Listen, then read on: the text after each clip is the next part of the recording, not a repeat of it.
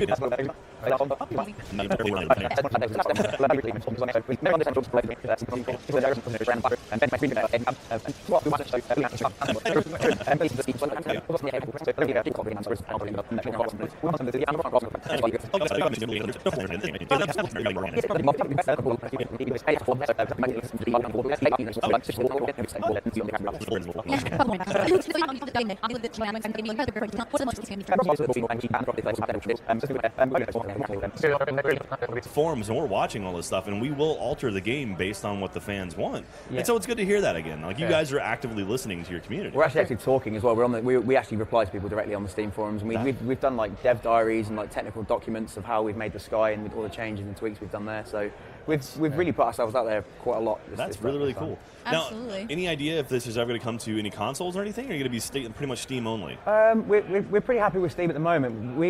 We were intending to make the online multiplayer kind of like the final milestone of early access, but we've had such a great response and reaction with our community basics that we're definitely going to stay in early access, definitely for the rest of this year. Probably into early 2017. Oh wow! Is that when we could maybe expect possibly a future full release?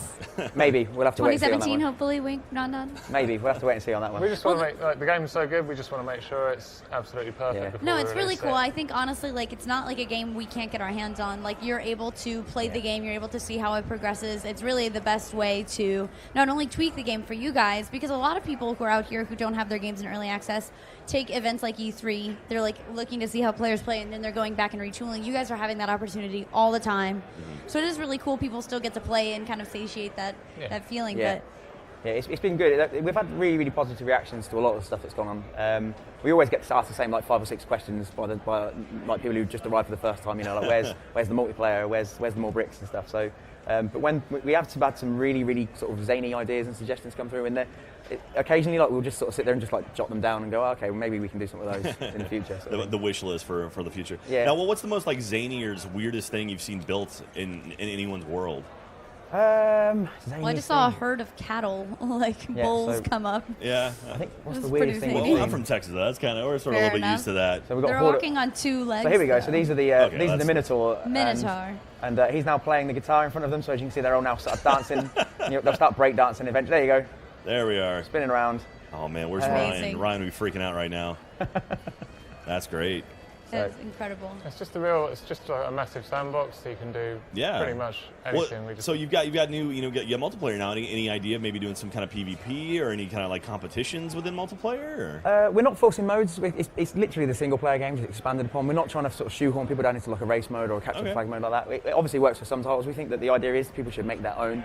Kind of similar to what your Let's Plays have kind of been like in the past. So we want people to kind of take that idea and go, well, actually we have way better ideas than you, so we want to do our own mode. Well, that's always fun, It's like, this would be a game where you can, I can't stand or we could actually go through and make a track of some kind of nature, and it's kind of like, Yeah, so we've seen some people make their own sort of capture the flag courses, or we've made some incredible racetracks already, even the past few days. Wow.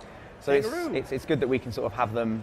Oh my goodness! A kangaroo is fighting. Whoa, he's angry. Whoa, tamed him. Oh, nice! You tamed him. So obviously humor is kind of one of knocked down the camel.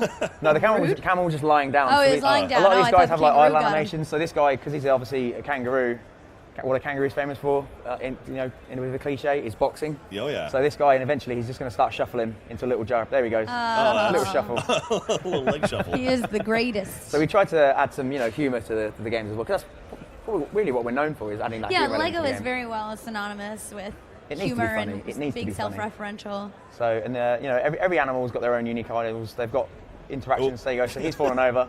He's lazy, and up he gets again. And we did like a full actual animation dev diary with our lead animator, and he sort of broke down all the different bits and pieces and just how much work goes into actually animating one thing. Even I didn't understand it, and so I was sat there learning as well. It's been really cool. There are multiple different Lego games in different genres and different styles.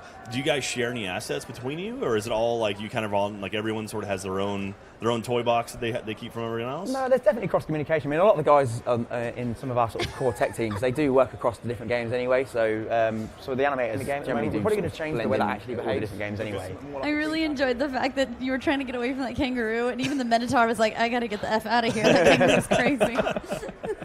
So, we've even the guys who don't actually work on the game sometimes, you'll get them like tap you on the shoulder and be like, hey, you've got 5 minutes, what's going on next sort of thing. So it's been really, really good. Nice. And so, you have the sort of pre-built stuff. Like, how often, like, if a new set comes out, for example, like they just released the new, the Big Ben set's coming out, I know, pretty soon. Like, will that ever translate and actually pop into the game? Is that stuff that you kind of keep in active, contact with Lego, I guess, corporate and say there's been interest in them to put some stuff in there. We have already got one sort of creator set in the house.